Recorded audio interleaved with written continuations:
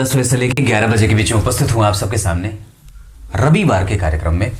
बिल्कुल अलग और अनूठा, बिल्कुल उपयोगी और सबके लिए जानने लायक वास्तु से संबंधित ये कार्यक्रम प्रत्येक व्यक्ति के लिए जो घर बनाने जा रहे हों, भवन निर्माण आदि में जानकारी रखते हो या रखना चाहते हो, उनके लिए ये बहुत ही महत्वपूर्ण हो सकता है। शुरू करते हैं आज का कार्यक्रम।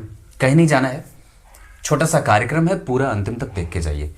जब कभी भी आपके भवन के निर्माण की बात चले तो किन किन बातों का ख्याल आवश्यक रूप से रखना होता है। जैसे अगर ये उत्तर दिशा है, ये दक्षिण है, ये पूर्व है और ये पश्चिम दिशा है, तो किस का निर्माण कहाँ होना चाहिए। जैसे उत्तर दिशा में मनोरंजन कक्ष हो, जहां बच्चे अपने खेल कूद की सामग्री या फिर आप अगर थोड़ा वक्त बिताना चाहें तो बिता सकते हैं। इसमें आप टीवी, टेलीविजन और मनोरंजन के लिए जो भी साधन है इसमें जुटा सकते हैं। उत्तर दिशा की तरफ, घर के उत्तर में भांडार गृह भी वहीं रहेगा, जो अन्न भंडार है, और औषधि, दवाइयां या फर्स्ट एड बॉक्स वगैरह जो रखते हैं वो आप उत्तर दिशा की तरफ तीनों रख सकते हैं। जो जमीन है मध्य का, उससे उत्तर दिशा में आप ये तीनों ही घर बना सकते हैं, या तीनों एक ही कमरे में ये सारी चीजें रखी जा सकती हैं। मतलब भांडार गृह भी हो, मनोरंजन का कक्ष भी बगल में हो सकता है, और औषधि आदि जो होते हैं चीजें, वो भी आप उत्तर दिशा की तरफ रख सकते हैं। उत्तर और पूर्व, ये उत्तर दिशा और ये पूर्व दिशा, जिसके कोण को और संपूर्ण कोण को ईशान कोण कहते हैं। ईशान कोण में देवता का घर, पूजा स्थान होना चाहिए। आप अपने मतलब जो आपका घर है उसके मध्य से ये देखना है, मध्य से उत्तर और मध्य से पूर्व। तो उत्तर और पूर्व के कोण पर देवता का भवन होना चाहिए, देवताओं का मंदिर होना चाहिए। उसमें आप उसके जस्ट बगल में अपने कोई भी सामग्री को रख सकते हैं। जैसे आपने भंडार गृह में अन्न भंडार रखा जाता है, वैसे ही देवता के घर के बगल में कोई भी वस्तु रख सकते हैं, कोई गड़बड़ी नहीं है। स्नान घर भी पूर्व दिशा में ही रखा जाता है। देवता के घर के बगल में स्नान गृह भी बनाया जा सकता है, और उसके तुरंत बाद में दूध दही, अगर आपके घर में वस्तुतः तो आजकल नहीं होते, जो छोटे कमरे का फ्लैट बना है जिसको दलाल खूब दिखाता है, ये देखो यहाँ पे विंडो है तो इसका किराया अलग हो जाएगा, इसका दाम अलग हो जाएगा, ये थोड़ा बंद कमरा है तो इसमें रेंट थोड़ा कम है और इसके मूल्य थोड़े कम होंगे। हम लोगों को बहुत बड़े कट्ठे का जमीन मिला था, हम मनुष्यों को बहुत बड़े कट्ठे का, बीघे का जमीन मिला था, और उसको हम लोग छोटा करके स्क्वायर फुट में आ गए, 50 गज में आ गए, 25 गज में आ गए, 1 स्क्वायर फुट में अब जमीन की मापातौली होने लगी है। ये हमारी व्यग्रता की ही पहचान है। हम व्यग्र इतने हो गए हैं, शहर भागने के पीछे इतने व्यग्र हैं कि अपने उस बड़े से मकान में, जहां बड़ी बड़ी खिड़कियां होती थी, जहां मुंडेर पे कभी कोयल तो कभी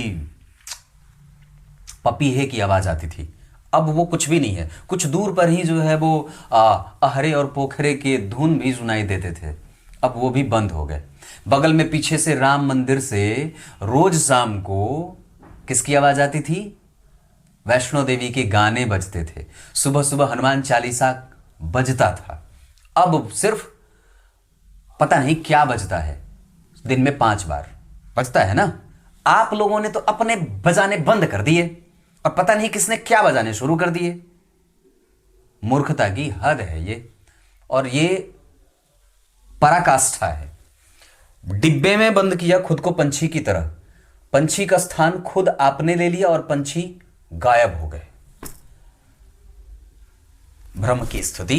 तो यहां पे आप देवताओं के घर के बगल में स्नान गृह भी रख सकते हैं, और वहां पे अगर आपके घर में गौशाला है तो उससे उत्पन्न चीजें, दधि मंथन का काम भी यहां पे हो सकता है। उसके ठीक बगल में पूर्व और दक्षिण के कोण पर, मतलब आग्नेय कोण पे पूर्व और दक्षिण के कोण पर रसोई घर का सर्वोत्तम स्थान माना जाता है।